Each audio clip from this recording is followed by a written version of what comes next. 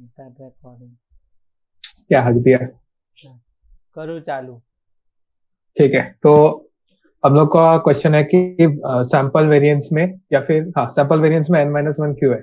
क्यों है तो सर? इसको एक्सप्लेन कर बता रहा हूँ सर, थोड़ा धीरे से रखे। तो इसको एक्सप्लेन करने के लिए देख, एक तो है पूरा थियरम में जा सकते हैं, कॉम्प्लिकेटेड। वो मैं तेरे को अपनी बता रहा है, एकदम ऐसा ह्यूरिस्टिक प्रूफ दे रहे हैं।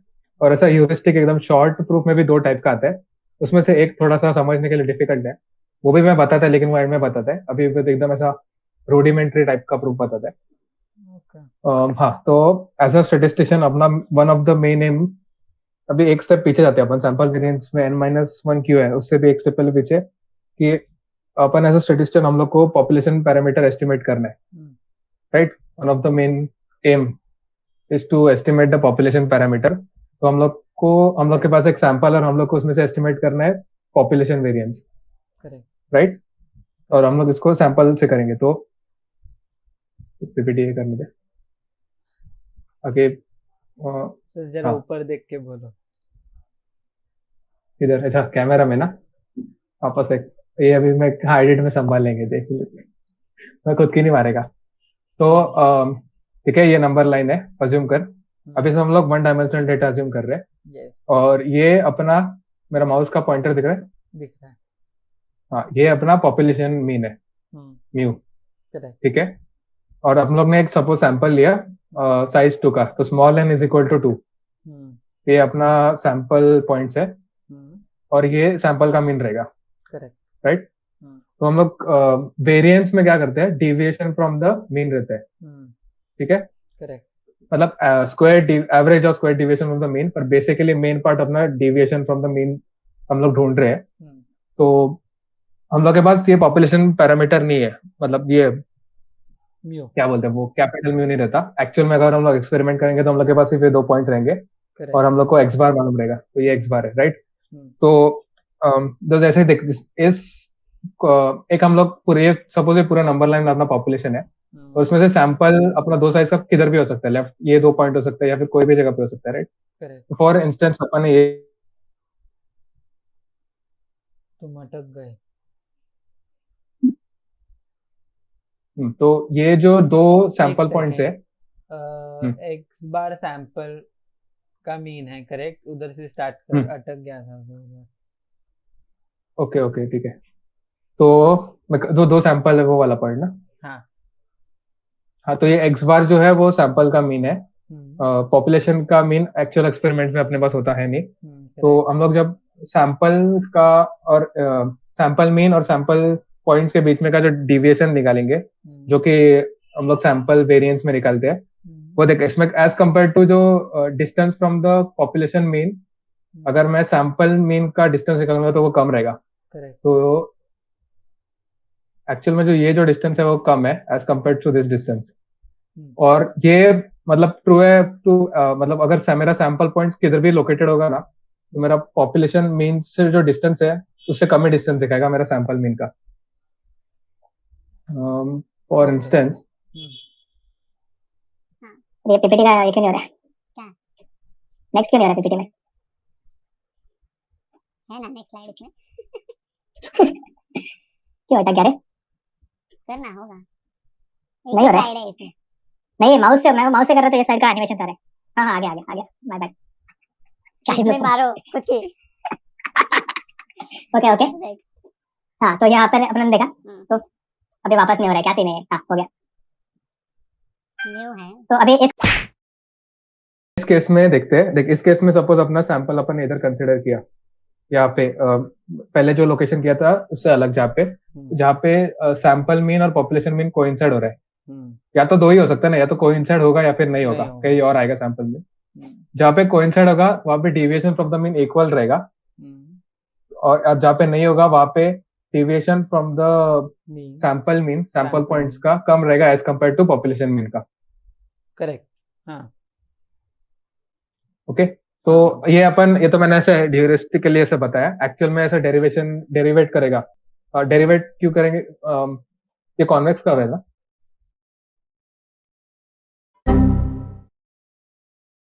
जैसे पिछले स्लाइड में बोला था कि deviation from the sample mean is the minimum is less as compared to from the population mean. तो यहाँ पे उसका डेरिवेटिव से भी प्रूव कर सकते हैं. तो ये a है ना, ये values of different values of x that x can take. तो मतलब डेविएशन फ्रॉम x बार ले सकते हैं, deviation from the actual population mean, या फिर डिफरेंस अलग अलग ऐसा वैल्यूज ले सकते हैं. a का वैल्यू और उसको अलग अलग है. वो भी x के टर्म्स में रहेगा.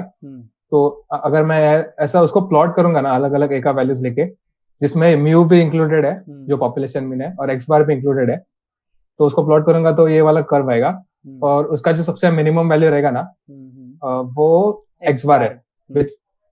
मिनिमम से सैंपल वेरिएंस सबसे कम रहता है कोई भी a के वैल्यूज के लिए, राइट. और ये डेरिवेशन में जा रहा नहीं है, बहुत मतलब वो कॉम्प्लिकेटेड हो जाएगा. Stay tuned. Stay tuned for difference video. हाँ, आगे आ सकते हैं. ओके. हाँ, दिस इज ट्रू.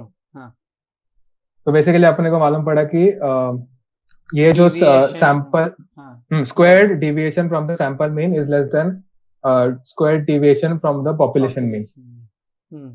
इसका मतलब ये है कि हम लोग जो सैंपल वेरिएंस में जो x है minus x bar the whole square ले रहे हैं, वो अंडर एस्टिमेट कर रहा है एक्चुअल वैल्यू को. एक्चुअल वैल्यू क्या होगी? म्यू वाली होगी. बट एक्सपेरिमेंटेड में अपने को म्यू पता नहीं था. तो हम लोग को ये अंडर एस्टिमेटेड वैल्यू को कंपनसेट करना है, राइट, कि ज्यादा करने का है, ताकि वो इस x माइनस म्यू तो होल स्क्वायर से क्लोज आ पाए. तो इसके लिए तो एक्चुअल फॉर्मूला में डिवाइडेड बाय n होता है. तो अगर सब and the denominator is inversely proportional to this total value of the variance, right. तो मतलब ऐसा. एक सेकंड गाइस. हाँ, तो ये देख, डिवाइडेड बाय ये सपोज ये जो भी नीचे वैल्यू रहेगा, इसके डिवाइडेड बाय एक वैल्यू रहेगा. तो अपन को ये जो वैल्यू है इसको इससे क्लोज लाने का है. तो जो ओरिजिनली अपना n था, उसको सपोज मैं वैल्यू कम कर दूंगा ना, सपोज डिनोमिनेटर का वैल्यू कम करूंगा, तो ये ओवरऑल वैल्यू इंक्रीज हो जाएगा, राइट. करेक्ट. तो इसके लिए अपन n-1 ले रहे हैं. तो अब क्वेश्चन आता है n-1 ही क्यों? n-2 क्यों नहीं? हाँ, राइट एग्जैक्टली. तो ये n-a ले रहे हैं. अभी अपने को कुछ तो कम करने का वैल्यू इतना पता चला कि अब क्वेश्चन आता है कि n-1 ही क्यों, n-2 भी ले सकते हैं, n-3 भी ले सकते हैं, n-4 भी ले सकते हैं. तो इसका भी एक प्रॉपर प्रूफ है. मतलब expected value of sample variance is equal to the population variance. हाँ, से कैपिटल सिग्मा पॉपुलेशन वेरिएंस.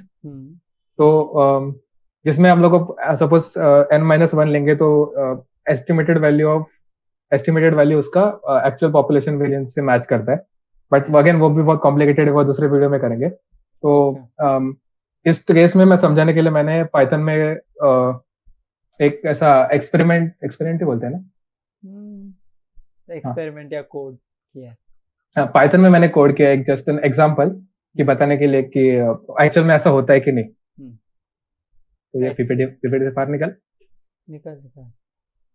कर दे फक मेरा OBS. हाँ, ठीक है. हाँ, मैं ये नहीं दिखा रहा सीधा. क्या किया है बताना जरा रफली. हाँ. मेरे लिए तो हाँ, तो इस कोड में बेसिकली मैंने क्या किया है कि मैंने एक सैंपल लिया है. हाँ, एक सेकंड. ये मेरा वेबकैम फोन वाला. हाँ, नेक्स्ट बता. 56. तो अपन पाइथन में हाँ क्या. हाँ, तो पाइथन में मैंने एक एग्जांपल कोड किया है. ये एक ऐसा एनेक्डोटल प्रूफ बताने के लिए कि n-1 is actually close to the population 7 variance निकालेंगे. तो मैंने क्या किया, एक रैंडम पॉपुलेशन है, इसमें मैंने लिखा रहेगा कहाँ पे. तो हाँ, बेसिकली मैंने एक रैंडम नॉर्मल डिस्ट्रीब्यूशन का जो पॉपुलेशन है, जिसका ओरिजिनल मीन 10 है, और वेरिएंस जो है सैंपल वेरिएंस वो स्टैंडर्ड डिविएशन है. वेरिएंस का स्टैंडर्ड डिविएशन क्या है? स्टैंडर्ड डिविएशन नहीं, वेरिएंस निकाला मैंने. नहीं, क्या निकाला मैंने? Standard deviation. हाँ, वापस कर रहा है. Wait check. Okay, take 2. तो हाँ, तो ये पाइथन में मैंने एक ऐसा एनेक्डोटल प्रूफ टाइप बताने वापस. टेक 3 वापस कराओ. सबसे पहले रीस्टार्ट एंड रन ऑल कर. रैंडम नंबर 23 के बाद 182 आता है, फिर 50 पर धक्का लग रहा है तुमको. कहां पे? ऊपर रन के बाजू में पॉज है, पॉज के बाजू में रीस्टार्ट है, रीस्टार्ट के बाजू में ऐसा 2 एरो है ना, वो क्लिक कर ले. दिखा क्या? अरे नेट गया. टेक 2. हाँ, तो जो एक्चुअल नहीं, वो तो मैं बोल दिया ना। हाँ, तो यहाँ पे मैंने पाइथन में एक ऐसा एग्जांपल कोड किया है ये बताने के लिए कि n-1 एक्चुअल में क्लोज आता है पॉपुलेशन स्टैंडर्ड डिविएशन से। तो अब इसमें अपन क्या करने वाले हैं कि मैंने क्या किया है कि एक रैंडम एक नॉर्मल डिस्ट्रीब्यूशन है जिसका नॉर्मल डिस्ट्रीब्यूशन जिसका मीन हाँ मेन 10 है और स्टैंडर्ड डिविएशन 3 है। उसमें से मैंने रैंडम सैंपल्स ड्रॉ किए हैं। हाँ 100 सैंपल्स ऑफ साइज 50, मतलब n इक्वल टू 50 का ड्रॉ किया मैंने। और हर जो भी सैंपल्स है उसका मैंने वेरिएंस निकाला है। और वेरिएंस नहीं, हाँ स्टैंडर्ड डिविएशन निकाला है, स्टैंडर्ड। हाँ तो और मैंने उसके लिए अलग अलग फॉर्मूलाज यूज किए हैं। तो एक में तो क्योंकि इस केस में मैंने खुद ही मतलब अलग अलग सैंपल जनरेट किया, मतलब n-2 n-1 n-3 ऐसे। Okay n-3 n-4। और एक फॉर्मूला में मैंने जो मेन का वैल्यू है, मतलब अपना फॉर्मूला क्या था x पर शायद से रखा रहेगा मैंने। हाँ तो ये वाला अपना xi minus mu upon n, तो ये वाला एक मैंने ओरिजिनल जो वेरिएंस है उसका फॉर्मूला यूज किया है, ओरिजिनल स्टैंडर्ड डिविएशन का। और बाद में बाकी n-2 यूज किया है, n-3 n-4 ऐसा सब किया है। और जो क्या था वो, एक में मैंने n यूज किया है और एक में n-1, जो बायस्ड वाला है वो n था और जो अनबायस्ड है वो मैंने n-1 वाला है। और फिर बाद में जो भी वेरिएंसेस आया है हर सैंपल का मैंने एवरेज स्टैंडर्ड डिविएशन निकाला है। तो जो भी 100 सैंपल्स था मेरा और सबका वेरिएंस का मैंने एवरेज निकाला है हर फॉर्मूला के लिए ऐसा। और फिर एक्चुअल वैल्यू सिंगल आएगा, लेकिन मैंने प्लॉट बेटर ऐसा समझने के लिए बेटर इसके लिए मैंने ऐसा स्ट्रेट लाइन प्लॉट किया है। तो देखिए प्लॉट में से दिखता है अपने को ये जो येलो वाला लाइन है वो अपना ओरिजिनल वेरिएंस है, मतलब ओरिजिनल जो फॉर्मूला दिखाया था ना मैंने उससे प्लॉट किया हुआ है। और बाकी सब जो वैल्यूज है वो मैंने n-1 n-2 वो सब अलग अलग। तो इसमें से जो अपने को ग्रीन वाला दिख रहा है वो n-1 वाला है। तो देख इसमें देख सकते हैं कि n-1 जो ग्रीन वाला और ये वाला सबसे क्लोज है और बाकी सब बायस्ड वैल्यूज दे रहे हैं। तो ये एनेक्डोटल प्रूफ है कि n-1 काम करते हैं। इसका पूरा प्रॉपर थ्योरेटिकल प्रूफ अपन दूसरे वीडियो में कर रहे हैं। Yes stay tuned. हला दैट्स ऑल। हो गया, अब स्टॉप कर दो, कर दे बिंदास। डिग्री अरे हाँ अरे डिग्रीज ऑफ फ्रीडम वाला था। हाँ वही मैं सोचू हो कैसे क्या इधर तो लेनी ही चाहिए। ओके पर मैं इसको लिख के बताते हैं। हाँ डिग्रीज ऑफ फ्रीडम वाला ये बोर हो गए गाइस, पीपीटी बना ऐसे भी है इतना मेहनत है पीपीटी वाला। ओके तो हाँ तो अभी मैं सेकंड वे में एक्सप्लेन करते हैं कि सैंपल वेरिएंस में n-1 क्यों होता है। तो इस डेफिनेशन में degrees of freedom degrees of freedom. अच्छा ओके लास्ट एक है। हाँ तो अभी मैं दूसरा वाला एक्सप्लेनेशन देता कि सैंपल वेरिएंस में n-1 क्यों होता है। तो डिग्रीज ऑफ फ्रीडम का अगर कुछ आइडिया है, मतलब एक बेसिक एक्सप्लेनेशन दे दे और प्रॉपर वीडियो बाद में बनाते। हाँ stay tuned. Degrees of freedom basically क्या है, नंबर ऑफ इंडिपेंडेंट वेरिएबल्स या फिर नंबर ऑफ इंडिपेंडेंट ऑब्जर्वेशंस, कोई भी एस्टिमेट या स्टैटिस्टिक में जो होता है that is degrees of freedom. Example के लिए अगर मैं बोलूँ कि सम ऑफ 3 वेरिएबल्स या फिर 3 टर्म्स इज 10, तो फर्स्ट वैल्यू सपोज मैंने लिया 3, कुछ भी चॉइस है इसके पास, रैंडम कुछ भी ले सकते हैं वैल्यू। सपोज मैंने लिया फर्स्ट का 3, सेकंड का सपोज मैंने लिया 6, तो लास्ट जो ऑब्जर्वेशन या वेरिएबल है उसका वैल्यू शुड बी 1, तो ही सम 10 होगा, तो दूसरा ऑप्शन नहीं है उसके पास। सो नंबर ऑफ, तो ये सपोज मेरा x है, तो 3 + 6 + x इज 10, तो x is suppose to be 1, उसके पास चॉइस नहीं है, तो चॉइस नहीं है, तो डिग्रीज ऑफ फ्रीडम्स आर 2। तो ये है राइट ऑफ फ्रीडम। तो वही लॉजिक से सपोज फॉर इंस्टेंस अभी अपन पॉपुलेशन वेरिएंस कंसीडर करते हैं, राइट। तो पॉपुलेशन में अपना कैपिटल n है सपोज वैल्यूज, तो कोई भी कैपिटल n वैल्यूज हो सकता है ना। पॉपुलेशन में ऐसा कुछ रूल नहीं है, पॉपुलेशन में कुछ भी हाँ राइट. उसका वेरिएंस अपन क्या कंसिडर करेंगे. सपोज पॉपुलेशन मीन म्यू है, कैपिटल म्यू.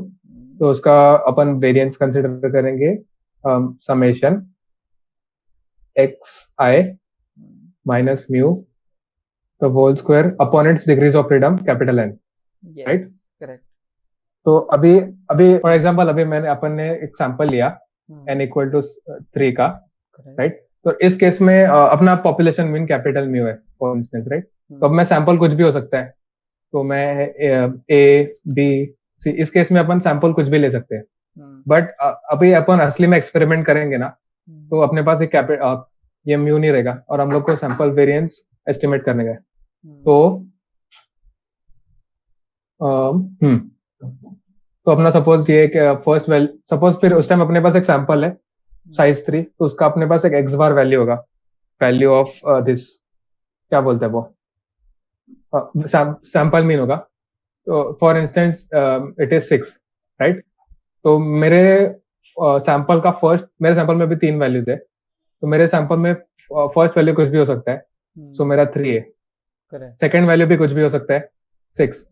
अब थर्ड वैल्यू में मेरे को कुछ भी करके कुछ भी वैल्यू नहीं ले सकता. मेरे पास एक चॉइस नहीं है अभी. मेरे को 9 लेना ही पड़ेगा क्योंकि एक्चुअल में अपना एक्स बार 6 है. तो 3 प्लस 6 प्लस जो भी थर्ड वैल्यू है डिवाइडेड बाय 3 शुड बी 6. तो यहाँ पे 9 के अलावा अपने पास ऑप्शन नहीं है. तो अपने पास कितना डिग्रीज ऑफ फ्रीडम है यहाँ पे? 3 minus 1 2. 2.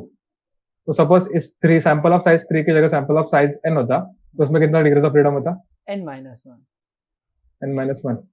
तो इसके लिए सैंपल वेरिएंस में सपोज जैसे पॉपुलेशन के केस में अपन ने कहा था कि deviation from the population mean upon its degrees of freedom, इसमें deviation from the sample mean upon its degrees of freedom. Correct. बस यही. कोकरान्स थ्योरम भी यही है ना. हाँ हाँ.